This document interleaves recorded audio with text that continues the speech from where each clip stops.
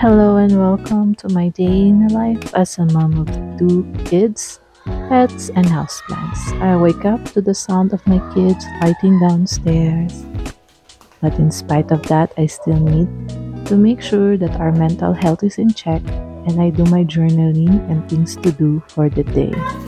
When we're doing that, we were interrupted by the sumbungan portion of our bunso, and I'm here to just comfort him and let him calm down and manage his big emotions.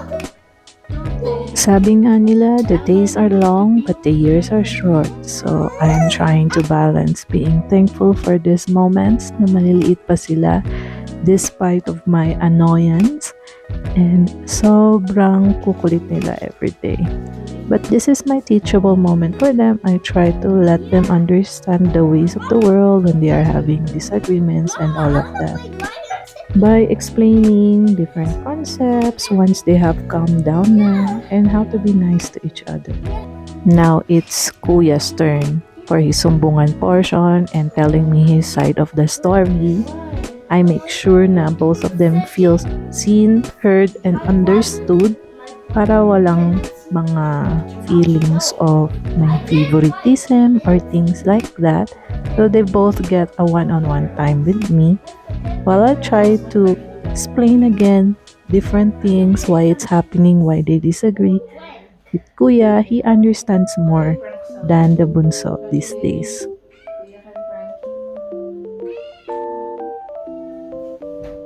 And once kalma na yung dalawa, it's my time to check on the plants. My indoor plant collection is almost 100 plus indoor plants na. So I have to make sure na all of them are doing well. Walang naghihingalo, ika nga ba? And now we are checking out our outdoor or rooftop garden. Ito na pala yung final look niya. I'm gonna do a tour today. But before that, itong naghihingalo nating cuttings is try nating i-revive. Ayan. Ito rin, problematic plant ko rin to. Problematic child. Meron siyang parang mga uod na ganyan, oh. And yeah, finally, natapos na rin tayo sa pag-setup dito sa rooftop garden. In my previous vlog, hindi ko siya natapos kasi mom life. Pero ito na, nadagdagan na siya ng mga hanging plants. Ito yung hindi ko napakita sa vlog before. Pero if you wanna see how I set up my rooftop garden, you can check out my previous vlog. And now, I'm just filming kung ano na yung designs na ginawa ko sa mga hanging versions or hanging potted plants natin. And ito, ang aking cat, ang hiling niyang umakyat dyan. Sobrang nakakakaba talaga. So here, I'm just showing the strawberry. And si Soju na makulit din. And ito ang ating Mayo Eye, Burble Max, and more begonias. Ito pa siya napakita sa previous vlog. But this other ones, napakita ko na itong mga malalaki. Ang idinagdag ko na lang is itong nasa labas, itong string of bananas. Ayan. And different other plants na yung final arrangement niya, dito na siya. Pero as you garden along, talaga namang nagbabago yan as you go along pag nag-garden. Ito ang naging final look niya. I'm so happy with it. Nadagdagan na siya ng Spanish moss, buhok ni Maria, and yung mga ripsalis, mga fortune plant na trailing plants and kokedama. Yun ang idinagdag ko. So now it has this finished look about it. Just needs a garden set or a working area if I'm gonna be doing my filming here. Sobrang ganda ng light dito. So after ng aming breakfast and everything that we need to do on our daily life, we are now ready to homeschool. And we are here in our homeschooling room. Let me know if you want a tour of this. Pero napaka-importante na wala silang distractions when they are doing their homeschooling para hindi sila nadidistract ba and they can focus on the task ahead. So I'm just opening this plastic for this week's homeschooling namin ni Kuya River. Ayan. So ang maganda dito sa isang packet na yan, nandito na lahat ng mga activities for the week.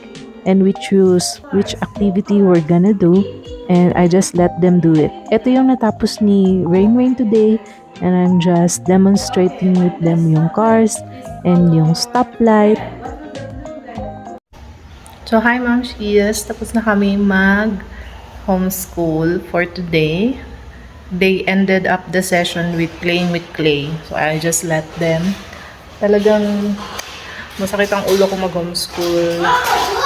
Yes. Okay, oh. Good job! You clean it up yourself. Good job. You clean it up yourself na. Oh, what's she doing? Ang aking vlogger na anak, hindi talaga siya nagpo-focus and hindi niya sinusunod yung mga instructions ko kagaya ni Kuya. Pero okay lang na we're trying different modalities for him to learn. Kaya nga homeschooling kami para we can tailor yung learnings niya sa interest niya. So, pero minsan nga wala akong pasensya. Talagang umiinit ang ulo ko kasi parang feeling ko hindi ako natural born teacher. Mainitin ang ulo ni Mami Ruth. So, pinapalabas ko siya pag ayaw na niyang mag-participate. Rain na rin.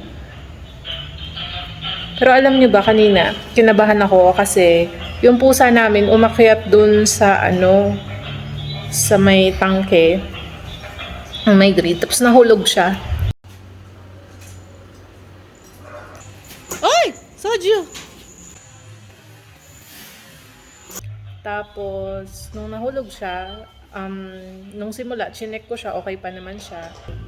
So ngayon, eto na siya, mukhang okay naman na siya. Pero dumating sa point na parang naghihis siya, tapos tumayo yung mga balahibo niya, nagmimyaw siya. So,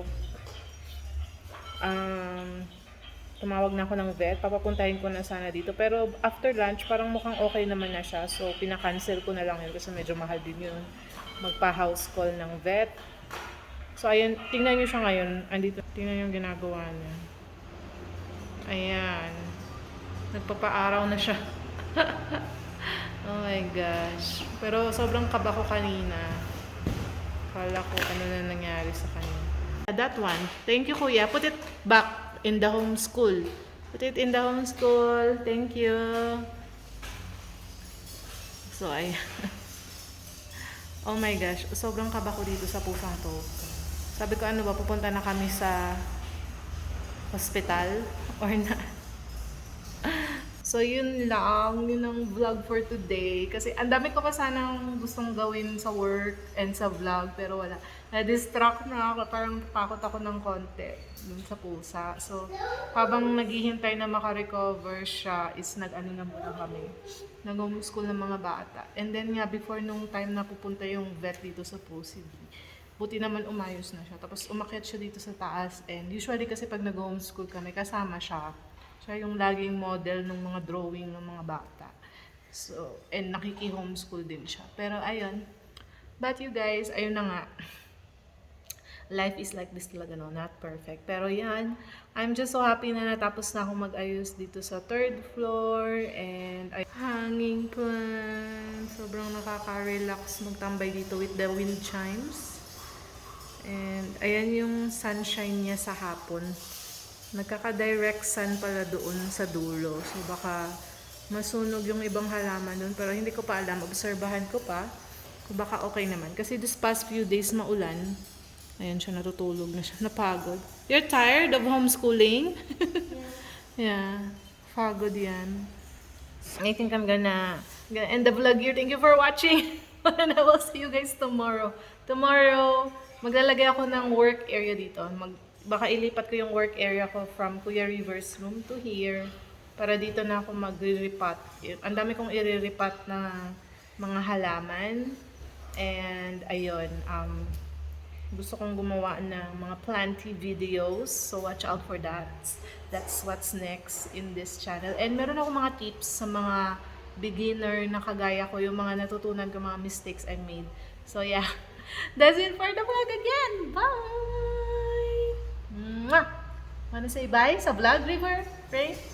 Say bye! Say bye to the vlog. Bye! Bye! Bye!